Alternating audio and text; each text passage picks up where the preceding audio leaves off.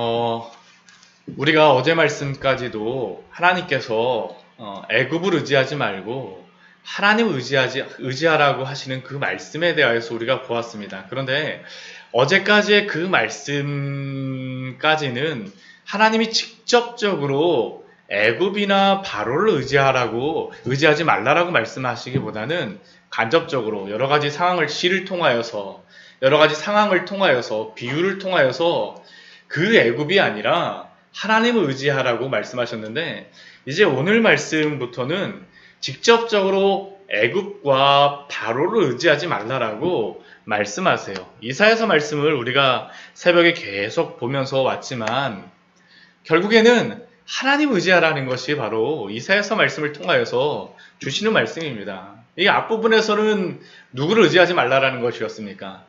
북이스라엘이나 아람을 두려워하지 말고 앗수르를 의지하지 말고 하나님을 의지하라는 것이었었고요. 이 뒷부분에 오게 되면 앗수르를 두려워하여서 애굽을 의지하지 말고 하나님을 의지하라는 것입니다. 계속적으로 말씀하세요.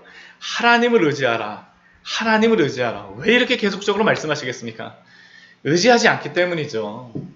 눈에 보이는 것을 의지하는 것을 버린다라는 게 참으로 어렵기 때문입니다.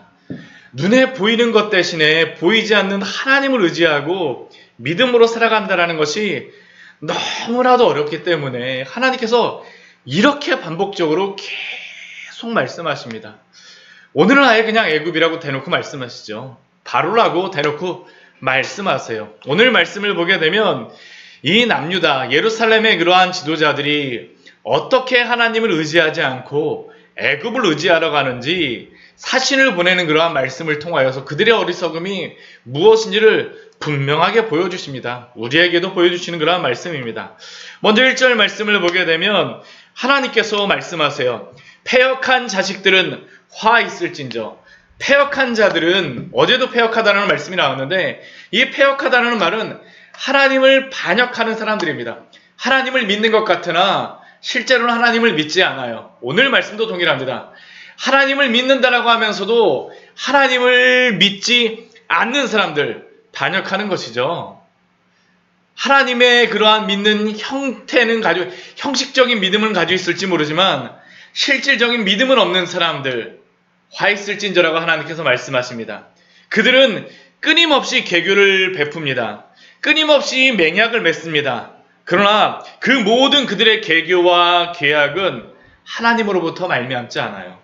그들의 맹약은 하나님의 영으로 말미암지 않습니다. 무슨 계교겠습니까? 애국과 어떻게 하면 동맹을 맺을까? 어떻게 하면 그들을 환심을 살까? 여기 맹약이라는 의미는 뭐냐 하면 보호막을 치다라는 의미입니다. 보호막을 치다라는 의미예요. 애굽으로 보호막을 치기 위해서 어떻게 할까라는 게 바로 이들의 계교의 목적이죠. 근데 하나님으로 말미암지 않습니다. 하나님의 영으로 말미암지 않아요. 오히려 그들이 행하고자 하는 그 계교와 보호막은 무엇입니까? 하나님 보시기에는 죄의 죄를 더하는 것이다라고 말합니다. 죄의 죄를 더하는 것. 여기서 이 죄라는 의미는 관역으로부터 벗어났다라는 의미입니다.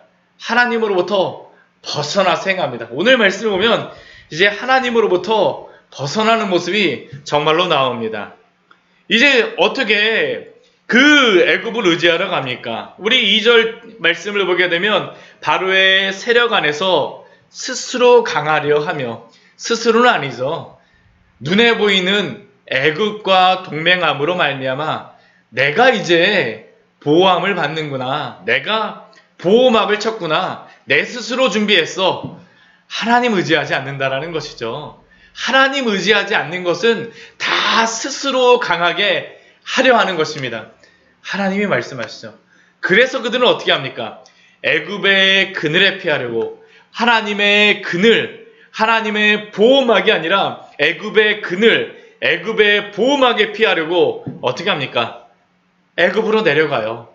사신을 보냅니다. 오늘 말씀은 사신을 보내는 말씀입니다. 애굽에 사신을 보내요.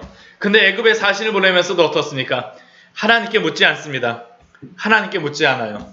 그래서 그것은 무엇입니까? 3절 말씀을 보면 바로의 세력은 그 보호막은 수치고 수욕이라는 것이죠. 믿음으로 사는 사람들에게 하나님을 의지하지 않고 세상을 의지하는 것은 수치가 되며 수욕이 되는 겁니다. 우리 이거 똑바로 알아야 됩니다. 하나님 의지하는 것만이 우리의 자랑이지 세상 의지하는 것이 우리의 자랑 아니에요. 수치입니다. 수욕입니다.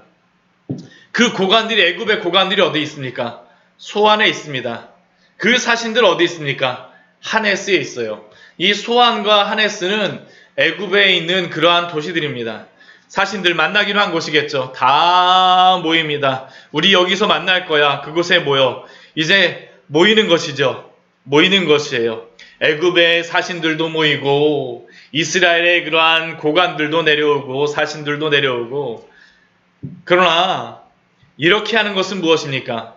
애굽을 의지하고 애굽을 보호막 삼는 것은 유익하지도 못한 것이고요. 오히려 수치이고 애굽은 돕지도 못하는 자이고 오히려 수치와 수욕이 될 뿐이라는 것이죠. 그들의 믿음의 그러한 여정 가운데 하나님이 택하신 그 구원의 백성 가운데에 그들은 수치되는 자로 남을 것입니다. 왜요? 하나님 의지하지 않기 때문이죠. 하나님 의지하지 않기 때문이에요. 이 6절 말씀에 보게 되면 6절 7절 말씀에 보게 되면 이들이 이 애굽으로 내려가는 그 사신의 모양을 분명하게 보여줍니다. 이거 참 그런데 무서운 말씀입니다. 그 내려가는 그 사신들은 무엇으로 비유하고 있냐면요. 네겝의 짐승이라고 이야기합니다. 이 네겝은 어디냐면 네겝을 이야기합니다. 네겝. 이스라엘 땅의 남방을 성경에서는 남방이라고 하거나 네겝이라고 번역을 하는데요. 이 브엘세바 중심으로 다 이 밑에 지방, 이스라엘의 밑에 지방을 네겝이라고 합니다. 광야. 여기는 정말 메마른 그러한 땅이죠.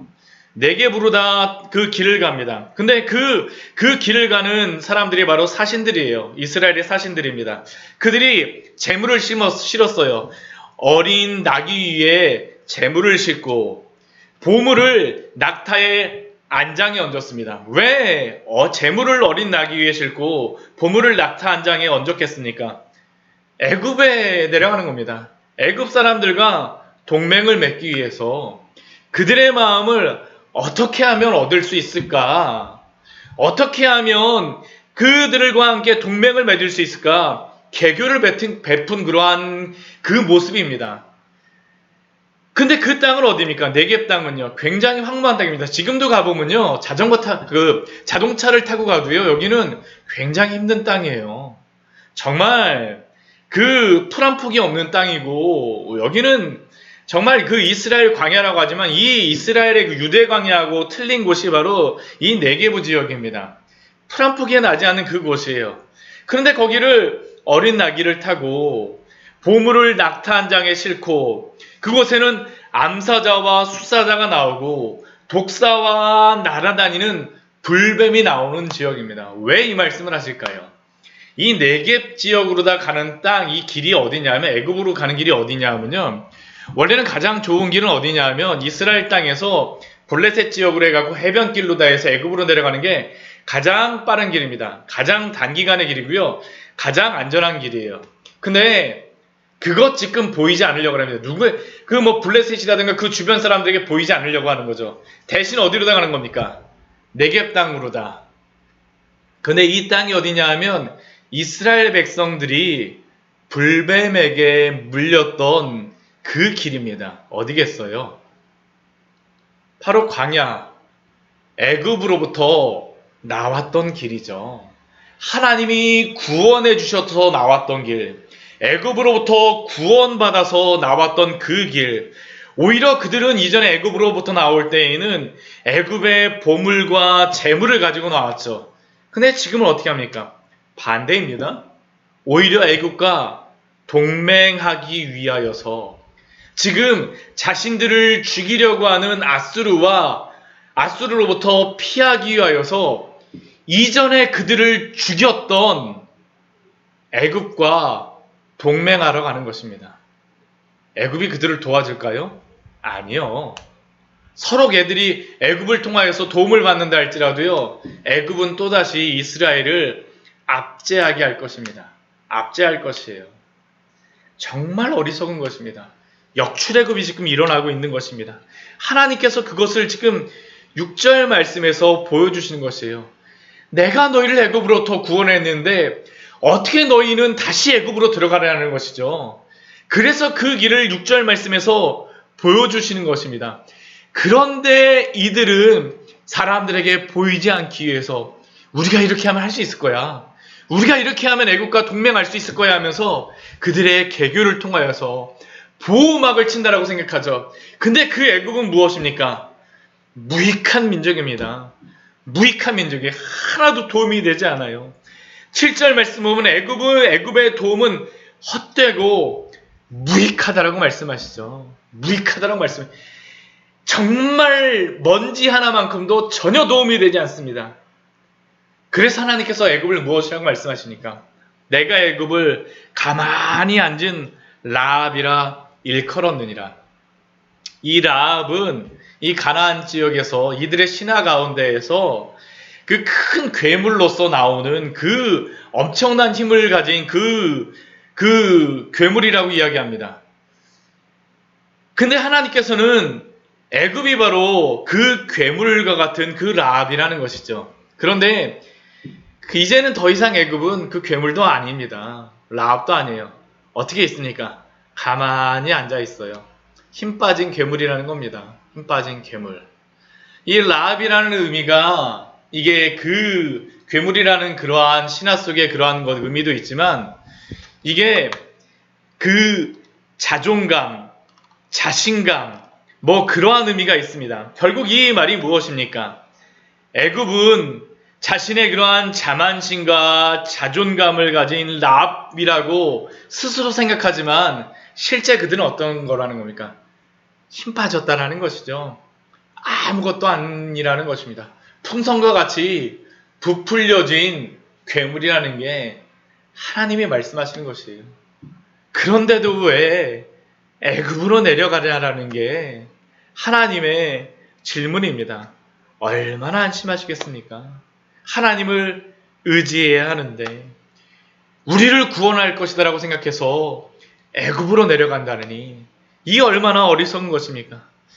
우리는 이제 어떻습니까? 하나님 의지하고 있습니까? 세상 의지하려고 하게 되면요 우리의 도움이 되지 않습니다. 하나님이 지속적으로 말씀하세요. 지속적으로 말씀하십니다.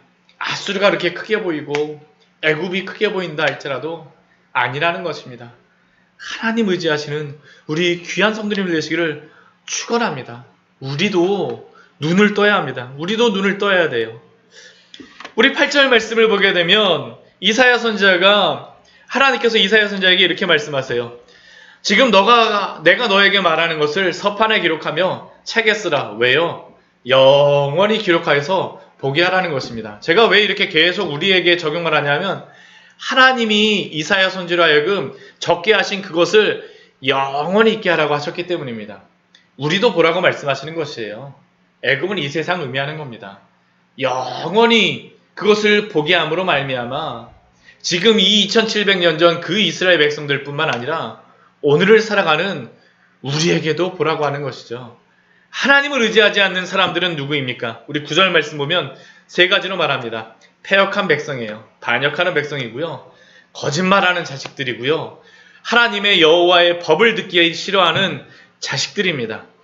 하나님의 그 말씀, 책에 기록되고요. 서판에 기록된 하나님의 그 말씀, 영원히 있게 하신 말씀을 듣기 싫어하는 백성들은 패역한 백성이며 거짓말하는 백성이며 여호와의 법을 듣기 싫어하는 백성입니다. 이들의 특징이 있습니다. 하나님의 말씀을 전할 때에요. 그들은 10절과 11절과 같이 말합니다. 참으로 답답하죠. 선견자에게 말합니다. 선지자에게 말하는 것이죠. 선견하지 말라. 선지자에게 말합니다. 우리에게 바른 것을 보이지 말라. 대신 무엇으로 합니까? 부드러운 말을 해. 거짓말을 해. 이것이 무엇이겠습니까? 하나님의 그러한 진리를 말하게 되면 어떻게 될까요? 우리의 마음에 찔림이 옵니다. 하나님 의지하지 않고요. 세상 의지하게 되면 그러한 사람들에게 제가 하나님의 이 말씀을 전하게 되면 우리들도 똑같습니다. 우리가 지금 세상 붙잡고 있잖아요. 이 말씀 듣게 되면 찔릴 수밖에 없어요. 이스라엘 백성들이 그런 겁니다. 2700년 전에 이사야 선지자가 이 하나님의 말씀을 전할 때에 이들이 이렇게 했던 것이죠. 우리에게 하나님의 말을 예언하지 마라. 우리에게 바른 것을 하나님의 말씀을 말씀하지 말라. 아니, 대신에 부드러운 말을 해줘. 거짓된 것을 보여줘. 왜냐하면 그 마음에 찔림이 없기 때문입니다. 혹시 우리는 그렇지 않습니까? 세상에 부드러운 소리하는 그러한 소리들 듣지 마십시오. 하나님께서 우리에게 말씀하시는 것을 들어야 됩니다. 하나님이 우리에게 무엇을 말씀하십니까? 하나님이 우리에게 무엇을 보여주세요? 우리의 귀에 입바른 소리들, 거짓된 것들을 찾아가는 것이 아니라 하나님의 말씀을 들으십시오. 이들은 또 이야기합니다. 그 선지자들에게도 이렇게 말하는 것이에요. 너희는 바른 길을 버리며 첩경에서 돌이키라. 선지자가 가는 그 바른 길, 이사야 선지자에게도 이렇게 말했을 것이죠. 바른 길 버리고 하나님의 그 길 버리고 그 좁은 길 버리고 좁은 문으로 가지 말고 넓은 길 가라고 선지자에게도 말합니다. 교회에서도 만약 이러한 것을 우리가 원한다면 우리는 회개해야 되죠. 우리의 귀에 듣기에 좋은 그러한 설교 따라가지 마십시오. 하나님이 오늘 우리에게 말씀하시는 그 말씀을 들으십시오. 11절 말씀을 보게 되면 그들은 이렇게 말하니까 결국 목적이 무엇입니까? 거룩하신 일을 우리 앞에서 떠나시게 하라 하는도다. 이들은 하나님의 말씀을 듣고는 있습니다. 참 이게 무서운 것이에요. 하나님의 말씀을 듣고 있고요. 선지자도 그 앞에 있습니다. 형식은 있어요. 그런데 하나님의 말씀을 듣고자 하지 않죠. 혹시 우리가 이렇게 귀에 좋은 것만 듣고자 하십니까? 아닙니다. 하나님의 음성을 들으십시오. 오늘도 하나님께서는 만약 우리가 죄인으로 살아가고 있다면 그 죄의 길에서 돌이키라고 말씀하십니다. 떠나라고 말씀하세요. 부드러운 소리, 거짓된 소리가 아니라 하나님의 바른 소리, 우리에게 말씀하시는 그 소리를 들으시는 우리 귀한 성도님을 되시기를 축원합니다. 축원합니다. 만약 이러한 소리 들으면 어떻게 될까요? 오늘 그 뒤에 우리 12절, 우리 13절과 14절 말씀을 보게 되면요. 두 가지로서 말씀하십니다. 첫 번째는요. 하나님의 이 말씀을 업신여기고 허망한 것을 믿고 의지하는 사람들은 갑자기 터진 담이 불쑥 무너지는 것과 같이 그 터진 담에 깔리게 되리라고 말씀하세요. 그냥 좋다. 그냥 좋은 게 좋은 거지. 하나님 앞에 회개하지 않고 그냥 살아가게 되면 그 내부적인 죄의 모순으로 인하여서 그 죄로 인하여서 자연스럽게 무너지게 된다는 것입니다. 두 번째는 어떤 일이 벌어질까요? 토기장이가 그릇을 깨뜨린 것 같이 아낌이 없이 부수시리니 하나님께서 세상에 여러 가지 것들을 가지고 징계하신다라는 겁니다. 왜요? 믿는 성도로 하여금 회개하게 돌아오게 하기 위해서 믿지 않는 자들로 하여금은 하나님이 어떠한 분인가를 보게 하기 위하여서 하나님이 이렇게 하시는 것입니다. 지금이라도 돌이키라는 것입니다. 그래서 우리 15절 말씀 보면 하나님이 무엇이라고 말씀하십니까? 주 여호와 이스라엘의 거룩하시니 주 여호와 이스라엘의 거룩하시니 하나님의 이름을 3번씩이나 말씀하시죠. 하나님이 주인이세요. 주인이신 하나님께서 여호와 구원자라는 그러한 의미입니다. 여호와라는 의미는 주인이시자 구원자이신 그 하나님 그리고 거룩하신 하나님께서 무엇이라고 말씀하십니까? 너희가 돌이켜 조용히 있어야 구원을 얻을 것이요. 회개하고 조용히 하나님을 기다리는 것이 바로 구원이라고 말씀하십니다. 또 무엇이라고 말씀하세요? 잠잠하고 신뢰하여야 힘을 얻을 것이거늘. 잠잠하게 하나님을 끝까지 의지하라는 것입니다. 내가 먼지 피우면서요. 내가 방법 만들면서, 내가 개교 만들면서 하나님 조용하세요. 내가 방법을 만들 테니까 하나님은 조용하세요라고 하는 게 아니라 그 자리에서 돌이켜서 조용히 하나님을 신뢰하라라고 하나님은 오늘도 말씀하십니다. 이렇게 하나님을 바라보십시오. 우리가 방법을 만들면 어떻습니까? 우리 16절 말씀을 보게 되면 우리가 구원을 만들겠다라고 하는 그 이스라엘 백성들에게 그 어리석음이 무엇인가를 말씀해 주시죠. 우리가 말 타고 도망하리라 하고 또한 우리가 빠른 짐승을 타고 도망하리라 하면 하나님이 무엇을 준비하십니까? 더 빠른 사람들을, 더 빠른 대적을 준비하겠다라고 말씀하시죠. 너희를 쫓는 자들이 빠르리니. 아무리 잘 준비한다라고 하였어요. 아무리 애굽이 우리를 보호하는 그런 보호막처럼 생각된다라고 해도 아수르의 그 방망이가 더 강할 것이라는 겁니다. 그러니 하나님을 의지하라라고 오늘도 말씀하십니다. 한 사람을 꾸짖은즉 1000사람이 도망하겠고 5이 꾸짖은즉 너희가 다 도망하고. 이것은 레위기 우리 26장 8절의 말씀을 거꾸로 말씀하는 것이죠. 우리 레위기 26장 8절 말씀은 이렇게 말씀하십니다. 우리 레위기 26장 8절 말씀 우리 같이 한번 읽어보도록 할까요? 26장 8절 말씀입니다. 오히려 하나님께서는 이 반대의 약속을, 하나님을 의지하는 자에게는 반대의 약속을 주셨었습니다. 제가 한번 읽어보도록 할게요. 레위기 26장 8절입니다. 또 너희 5이 100을 쫓고 너희 100이 만을 쫓으리니 너희 대적들이 너희 앞에서 칼에 엎드려질 것이며.